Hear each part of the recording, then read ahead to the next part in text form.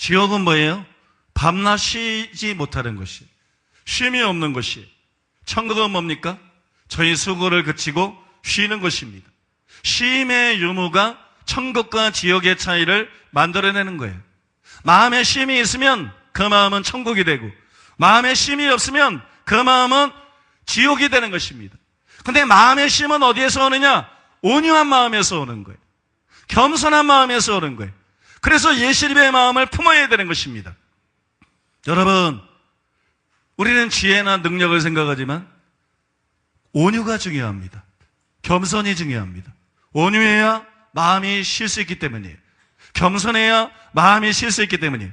사람이 행복하지 못한 것은 그 마음에 쉼이 없기 때문이에요. 바꿔 말하면 마음이 온유하지 않기 때문입니다. 교회에서 아무리 큰 은혜를 받아도, 그래서 기쁨이 넘쳐도 집에 가서 화 한 번 내면 그 기쁨이 다 사라집니다. 화를 잘 내는 사람, 삐치기를 잘하는 사람, 마음이 잘 상하는 사람, 이런 사람은 행복할 수가 없어요. 또 이런 사람의 행복을 유지할 수가 없습니다.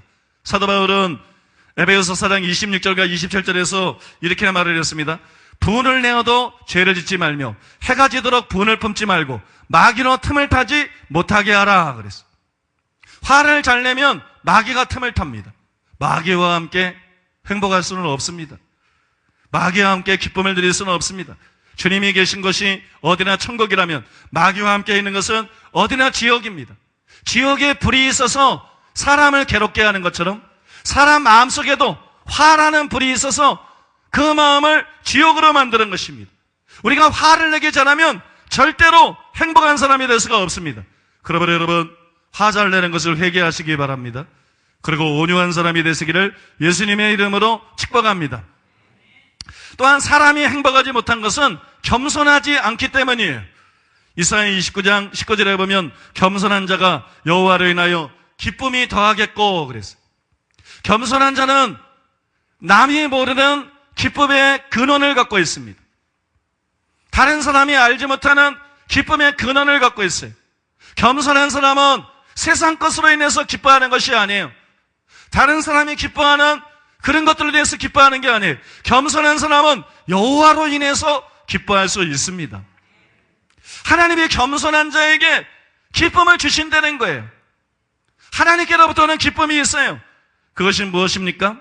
미가서 6장 8절에 보니까는 사람아 주께서 선한 것이 무엇임을 내게 보이셨나니 여호와께서 내게 구하시는 것이 오직 공의를 행하며 인자를 사랑하며 겸손히 대하는 인과 함께 행하는 것이 아니냐. 하나님께서는 겸손한 자와 함께 해주십니다.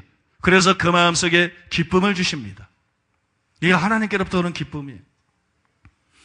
이사야 57장 15절에 보면 지존무상하며 영원히 거하며 거룩하다 이름하는 자가 이같이 말씀하되 내가 높고 거룩한 것을 거하며 또한 통회하고 마음이 겸손한 자와 함께 거하나니 이는 겸손한 자의 영을 소생케 하며 통회하는 자의 마음을 소성케 하려 함이라 그랬어요. 여러분, 하나님께서는 겸손한 자의 영을 새롭게 해주십니다. 겸손한 자의 마음을 새롭게 해주십니다. 그래서 그 마음속에 기쁨을 주십니다. 아무리 찬양해도 교만하면 영이 새로워지지 않아요. 아무리 말씀 들어도, 아무리 기도해도 교만하면 영이 새로워지지 않습니다. 그러나 겸손한 자는 끊임없이 영이 새로워집니다. 끊임없이 영이 새로워지면서 그 마음속에 있는 평강도 새로워지고 그 마음속에 있는 기쁨도 새로워집니다. 여러분, 그 속에 있는 신령한 행복이 날로 새록새록 새로워집니다.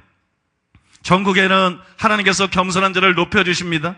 잠언 15장 33절에 보면 겸손은 종기의 앞잡이라고 그랬어요. 베드로전서 5장 6절에 보면 그러므로 하나님의 능하신 손을 해서 겸손하라. 때가 되면 너희를 높이시리라 그랬어요. 그래서 겸손한 자는 여호와로 인해서 기쁨을 얻습니다. 하나님께서 그를 기쁘게 해주십니다. 하나님께로부터는 기쁨이 있습니다. 그래서 그래서 행복한 자가 되기 위해서는 반드시 겸손한 자가 돼야만 됩니다. 행복은 겸손한 자의 것입니다. 교만한 자는 행복이 없습니다. 마귀처럼 교만한 자는 모든 행복과 복락을 빼앗기게 됩니다. 여러분, 겸손한 자가 되시기를 바랍니다. 한 걸음 더 나아가서 이것을 말씀드려야 되겠습니다. 온 우주에서 가장 행복한 분이 있는데 하나님이세요. 하나님은 완전한 행복으로 충만한 분입니다. 그래서 여러분, 하나님을 닮으면 닮을수록 우리는 점점 행복해집니다. 인간의 가치는 뭘 소유하는 데 있는 게 아니에요. 더 많이 소유하는 데 있는 게 아니에요. 지식이든 명예든 권세든 돈이든 무엇이든 사람들이 착각하고 있어요. 더 많이 소유하는 데 있는 게 아니에요. 인간은 행복해져야 됩니다. 행복을 누리는 게 좋은 거예요. 전도서에서 솔로몬이 말한 것이 그거예요. 마음의 낙을 누리는 것보다 더 좋은 것이 없다는 것입니다.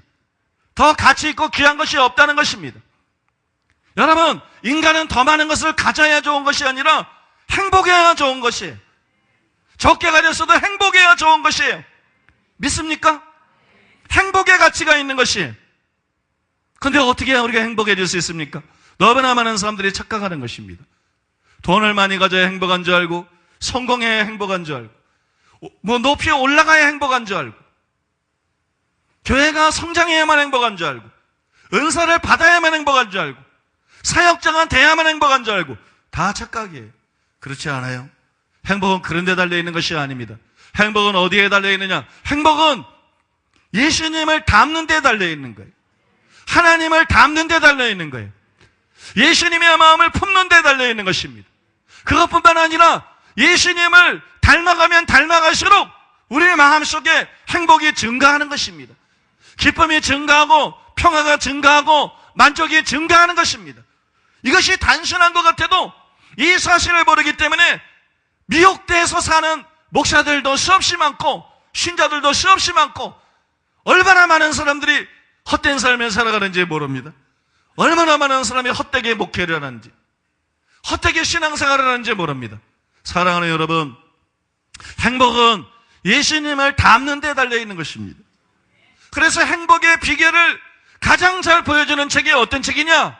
제가 생각할 때는 토마스 아켄피스가 쓴 그리스도를 본받아라는 책이라고 생각합니다. 그리스도를 본받아라는 책을 보면 토마스 아켄피스가 예수님과 깊이 교제하면서 예수님과 주고받은 그런 예수님이 자신에게 하신 수많은 말씀들이 기록되어 있습니다. 근데 거기는 어떤 특별한 계시들이 없습니다. 특별한 교리, 특별한 신령한 세계를 보여주지 않습니다. 아니면 어떤 예언적으로 특별한 미래를 보여주지도 않습니다. 거기는 전부 다 자아의 죽음에 대한 얘기예요. 우리가 깨어지고 부서지고 변화되고 자기를 부인하고 자기 성질을 죽이고 이기심을 버리고 사랑을 품고 다른 사람을 용서하고 희생하고 섬기고 전부 그런 얘기예요. 그게 그리스도를 본받는 거예요. 그리스도는 그런 분인 것입니다.